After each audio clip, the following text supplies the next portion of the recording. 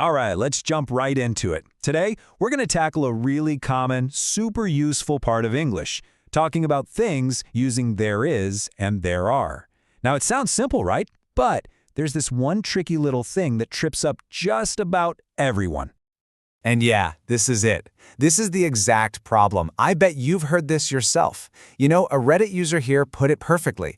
You learn one thing in your textbook, but then you're out there, you're listening to people, and you hear a native speaker say something like, "There's 5 cats." And you just stop and think, hold on a second. 5 cats? That's plural, isn't it? So that's the big question we're tackling. Is this just a mistake that everyone makes? Or is there something else going on here? You know, like a secret rule for spoken English? Well, let's figure it out. Okay, so before we solve that whole mystery, let's take a step back. We need to lock in the golden rule first.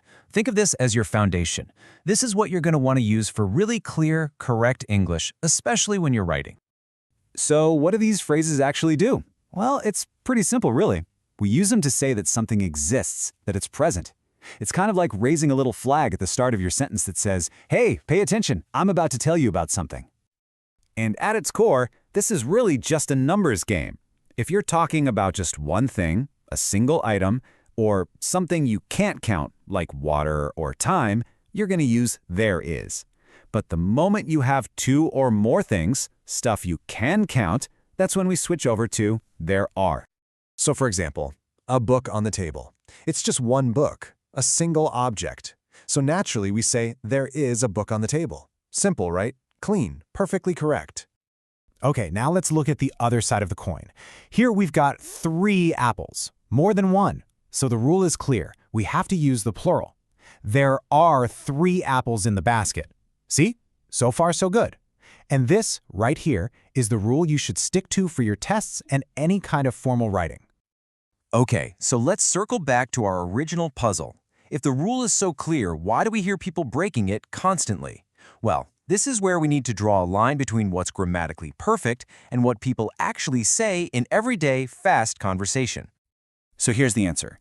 In just casual, everyday talk, theirs becomes this super quick, easy shortcut. I mean, think about it. It almost acts like a single, fixed word to kick off a sentence.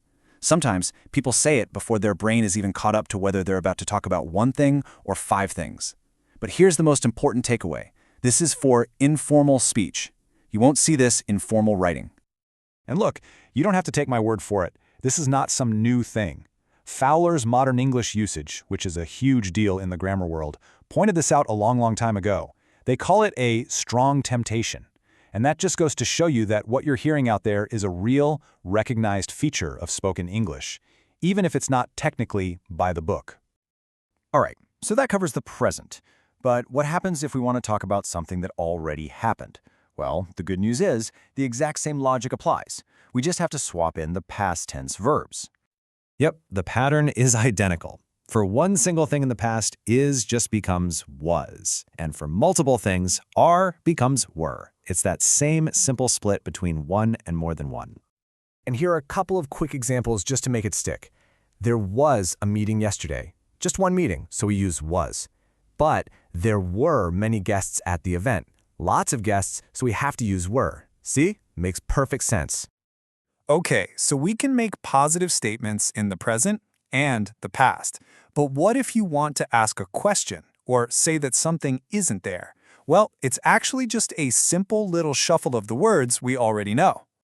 You'll see the pattern here is super reliable. To say something negative, you just add not, which usually gets squished into a contraction like isn't or aren't. And to ask a question, you just flip the first 2 words. There is becomes is there. It's that simple. Once you see it, you can't unsee it.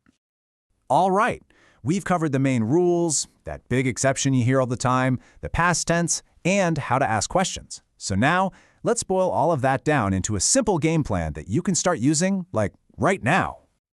Here's your simple 3-step strategy to keep it all straight. Steps 1 and 2, that's your safe bet. That's the correct grammar for clear writing and speaking. And step 3, well, that's your secret decoder ring for understanding native speakers. For right now, just focus on noticing it when you hear it. You don't have to start using it yourself just yet. And now, to really make this stick, it's time to put it into practice. Seriously, right now.